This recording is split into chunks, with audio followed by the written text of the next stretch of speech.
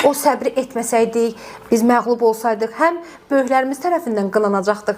Sizə dedik, eləməyin bunu. Yəni ki, siz onsuz da uduzacaqsınız. Yəni biz qara millətik, belədir, bizə belə bir şeylər deyirdilər. Amma elə olmadı, şükür Allaha. Yəni ona görə də mən yenə də həmişə bir Allahıma çox təşəkkür edirəm ki, həqiqətən də Allah bizim üstümüzə durdu. Allah bizim elə bir ki, onun varlığını hər an bu işimizdə hiss edir. Və Allahdan sonra da mən öz həyat yoldaşıma buna borcluyam. Həqiqətən də, yəni ki, xoşlamıram bu şeyləri. Çünki o dəstək olmasaydı, məsəl üçün, bəzi var ailələr, həyat yoldaşı olaraq öz xanımına şans verməyən həyat yoldaşları çoxdur, ailə başçıları çoxdur. Yəni, amma o mənə dəstək olaraq, mənə hətta təhsilimi davam etdirərək, yəni yoxluqdan bunlar olunurdu. Yəni, deyim ki, axı təhsilin özü də ödənişlidir. Yəni, biz hər yerdən tamamilə özümüzü qapamışdıq. Heç kəslə nə ünsiyyət qurmurduq, necə qurmurduq.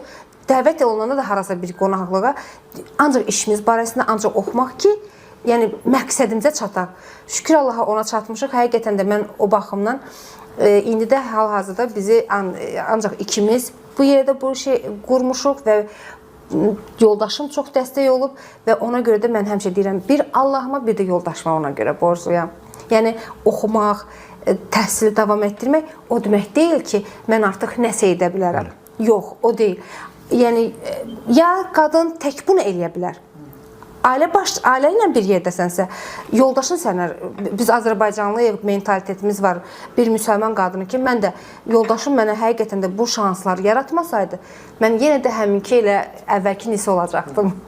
Həqiqətən də. İnsanlara etibar, insanlara inam. Heç bir vaxtda, yəni ki, o sıfırlanmamalıdır. Bizim bitkisel qarışımlara istək çoxaldı. Niyə? Çünki faydasını görürlər. O da səbəbini mən sizə deyim, nəyə görədir.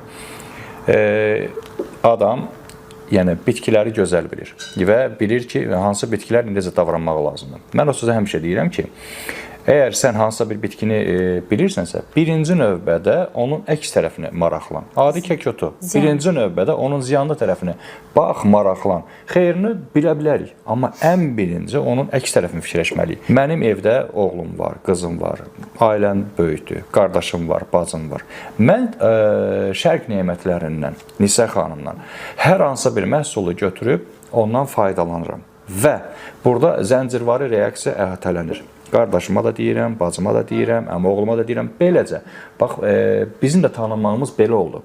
Yəni, Instagram sağ olsun, TikTok sağ olsun. Amma əsas o